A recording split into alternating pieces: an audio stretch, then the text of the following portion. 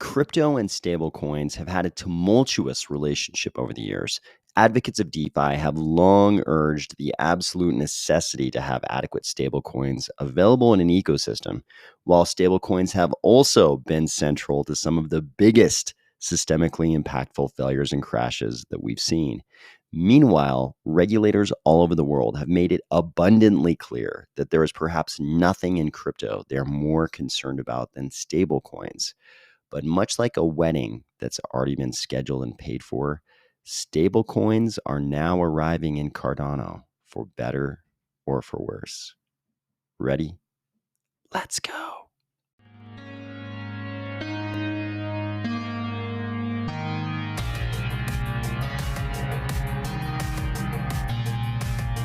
Today, we are going to discuss the USDA stablecoin from Emurgo, the Djed stablecoin from Coty, another meeting between FTX and a high-level U.S. official unearthed, an important skirmish in the crypto regulatory war, the Cardano Island crib event beta test, and some new footage from Cornucopias.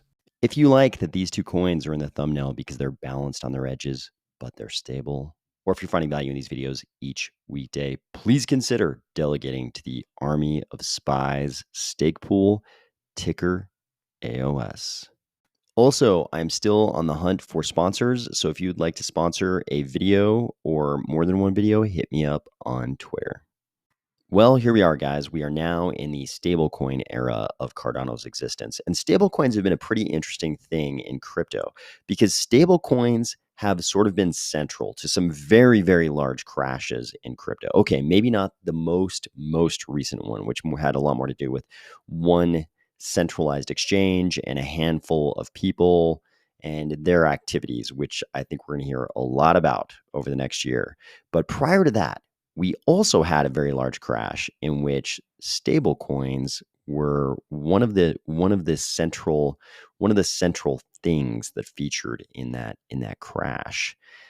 But at the same time, we also know that if you're trying to build a DeFi ecosystem inside any larger crypto ecosystem, one of the important building blocks is stable coins, because people are participating in DeFi, they want to hedge against their exposure to these radically volatile crypto instruments that we have. I think it's pretty hard to argue that any non-stable crypto asset is pretty volatile compared to what the average person is used to dealing with in the traditional world. Sure, there are very volatile instruments and assets in the traditional world too, but in crypto, we got a lot of them, and people want to hedge against the risks from that volatility. So we have stable coins. Also, I mean, people need a place to run, even if they haven't hedged correctly. If everything goes bad, they want a place to run to. And if you don't have stable coins inside your ecosystem, that means they need to exit your ecosystem. So stablecoins are an important building block, but they can also be a really big risk. We've definitely seen the collapse of a whole list of stablecoins in the past. So I think this is an era that brings a lot of promise, but at the same time, there is some risk. Cardano seems to have quite a few different variety of stablecoins headed at us right now. The one, and I think we knew about almost all of them. The one very, very few people knew about was this stablecoin coming from Emurgo. Luckily, we've got this video from Vineeth Bhuvanagiri, Managing Director of Emurgo FinTech, to tell us all about the Emurgo stablecoin, which is called USDA. So this is a one-to-one fully backed stablecoin, and it's actually much more than a stablecoin. I would call this a sort of liquid gate between a fully regulated fiat world account and our Wild West unregulated crypto world wallets that we all know and love so much. Emurgo is doing all this through their new fintech brand, Anzens. And Anzens is a registered trademark of Emurgo. It's not like some third party who doesn't know anything about Cardano. You might have heard about this stablecoin and heard this entity or platform, Anzens, was involved with it, and wonder who Anzens is. Is this some non-crypto entity coming in? No, this is a registered trademark of Emurgo. It's basically just a technology platform that allows them to tokenize assets being held in the custody of a regulated traditional financial institution. I haven't confirmed this, and it's not in this video at all, but it was suggested to me by a third party that the traditional finance custodian in this case is Prime Trust.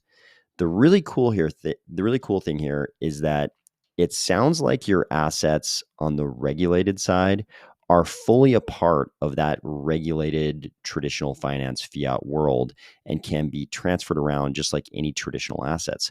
While your assets on the crypto side are normal native Cardano assets and will be fully unrestricted, just like any other native asset in Cardano. This might truly be the best of both worlds. Of course, the first asset in the stack will be USDA, the stablecoin. But Vineeth is saying the dollar is not the only asset they want to tokenize. They're looking at any currency and any real world asset. He specifically mentioned the euro, yen, as well as gold and other commodities. In a really interesting part of the presentation, Vineeth explained why Cardano is the superior blockchain for tokenized assets like this. Obviously, part of the promise of crypto has always been banking the unbanked or banking the underbanked. But the biggest stablecoins, USDC and USDT, are on Ethereum, where they can't be native assets. They have to be citizens of smart contracts.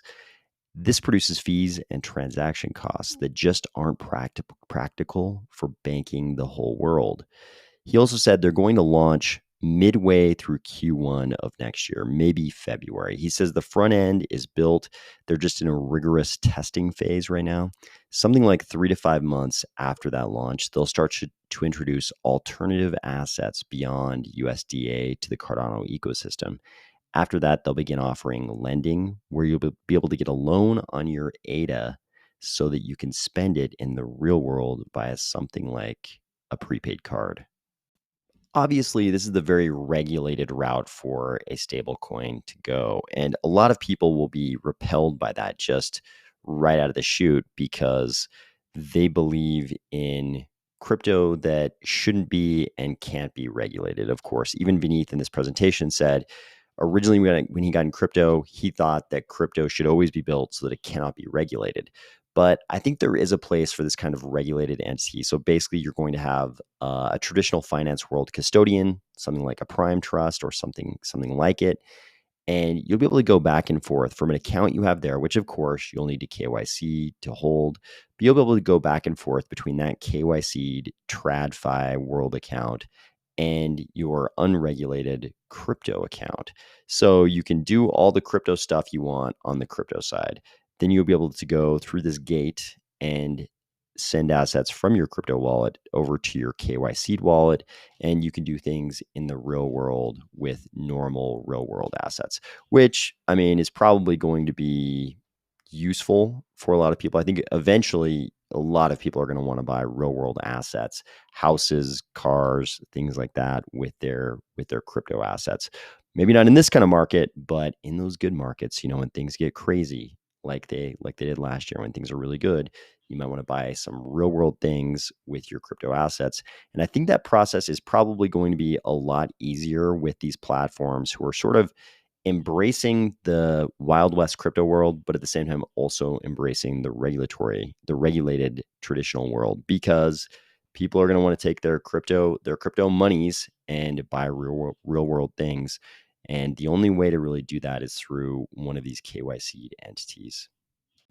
Obviously, what I just said doesn't apply to every single part of the world, but it probably does apply to a lot of people in North America and the EU, where regulators are kind of all up in crypto, and they're gonna get more up in it over the next probably couple of years. So I think there is a place for this kind of entity in crypto, especially when we put this in the context of what's happened recently. What we figured out recently is that at least with the centralized entities who were operating on the crypto side of the world, what we found out is that it's very difficult to trust that they're going to do the right things, that they're not going to do degen things with all of their users' funds and lose them, or that they're not going to fall victim to the robbery forest and again lose your assets, or that they're not going to rug and again you lose your assets.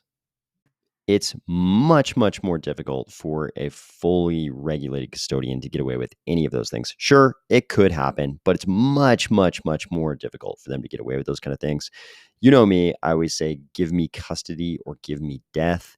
But if you are going to be giving up custody, I mean, a lot of people will choose a fully regulated custodian given what's happened with some of these other centralized custodians in crypto. We also got some more news about a different stablecoin that we actually already knew quite a bit about. Unlike USDA, the Emurgo coin, we already knew quite a bit about Djed, which is coming to us from Coty. Look at this. I like that they're using this symbol that we've seen before for Djed, but I like the way they're representing it here. So Shahaf Bar Geffen of Coty was on the main stage at the Cardano Summit in Switzerland, and he let us know that Djed is coming in January 2023. Obviously, a lot of people waiting for Djed. And, after the collapse of other algorithmic stablecoins, people had a lot of questions because Djed is an algorithmic stablecoin.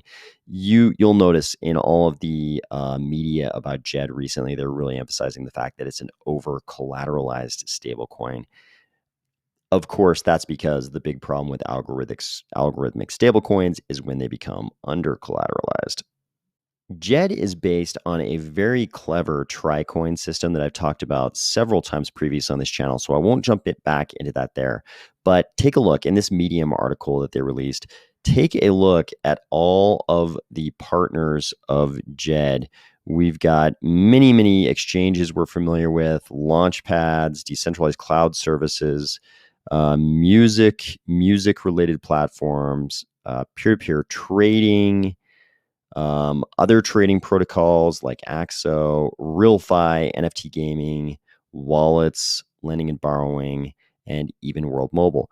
Djed is definitely, I think, because they were sort of the first stablecoin to be announced in the Cardano ecosystem. I think Djed is definitely far ahead of the curve in terms of partners and partnerships that they've announced.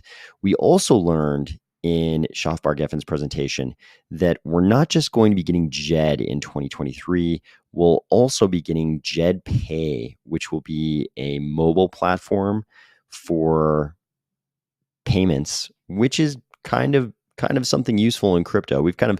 When I first got into crypto, payments, just doing regular economic stuff with crypto was a big deal. And we've kind of gotten away from that. Crypto, in my opinion, since I got into crypto, it's sort of moved more in this digital only direction where your average crypto person doing your average crypto things is interacting less and less with the real world. It's still going on. But when I first got into crypto, a lot of real world, a lot more attention was paid to real world applications. So I applaud Coty launching Djed Pay along with Djed. Honestly, it's kind of a severe group embarrassment that crypto was made for payments, but we've been outcompeted by Venmo and the Cash App because we're so ensconced in our digital only crypto world.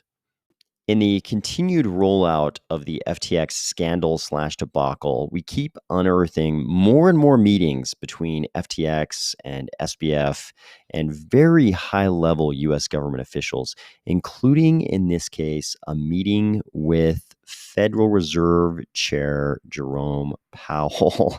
You can see he met for an hour with SBF and a bunch of the other usual executives from FTX. So, I mean, this is government bureaucracy. People like Jerome Powell end up having to meet with certain people who are big donors to the two major political parties. I think this is probably unavoidable, but you do end up asking the question, why did an FTX get to meet with Jerome Powell? Has Coinbase, has Brian Armstrong been allowed to meet with Jerome Powell? Has Jesse Powell of Kraken, was he ever allowed to meet with Jerome Powell?